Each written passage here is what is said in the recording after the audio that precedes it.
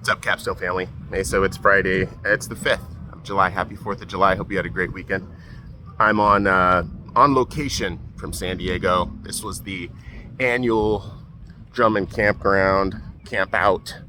Brought the kids out here. We did campland at the Bay, and it was amazing. Here, I'm gonna turn this way, and it was a really good time. But this week, I had to phone a friend, and it just reminded me how everyone's situation is so unique and so different. So I just wanted to make a quick video about it. I know I talk about it a lot, but in this particular case, got two clients with very, very similar situations, but they live in two different states.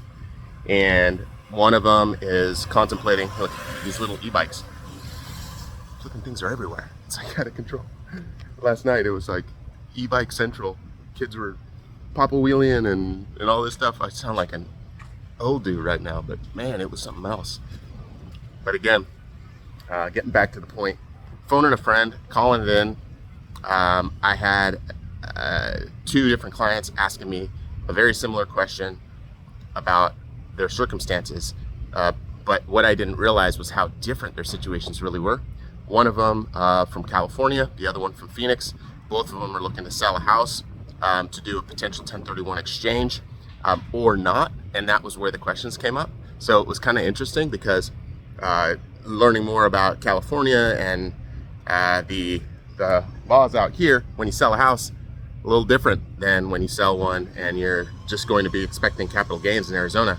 The taxes are different. So for all y'all Californians that are selling investment properties, sorry, like I knew it was tough, but I didn't realize how much more it was. Not to go into details on that end. If you have questions, I can put you in touch with somebody that can help.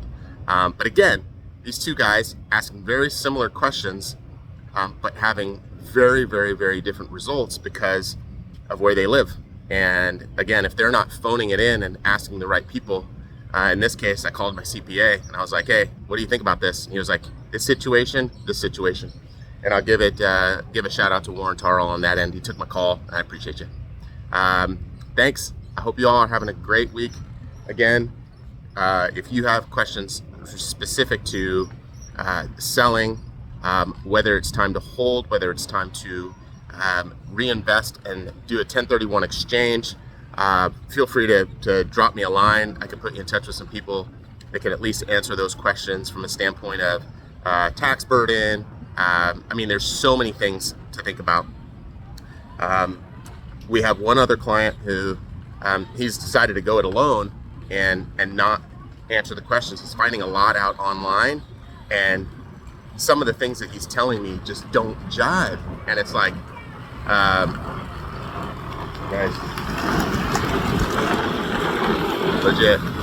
But it's making sure that you're getting the questions answered specifically for you, and not just finding stuff online that you think fits your scenario. Because in particular, like what he's been sharing with me, it was just dated, and I knew it was dated. But you know, I'm not going to be the guy to say, hey, I know more about tax situations than you. If you know better than me, that's cool. But when you phone a friend and you're talking to the guy that might be the expert, then it changes things, and then it puts us better in a position where we're feeling like we're giving the right feedback. Cool. Thanks for watching. I hope you enjoy the rest of your 4th weekend, and see you next week.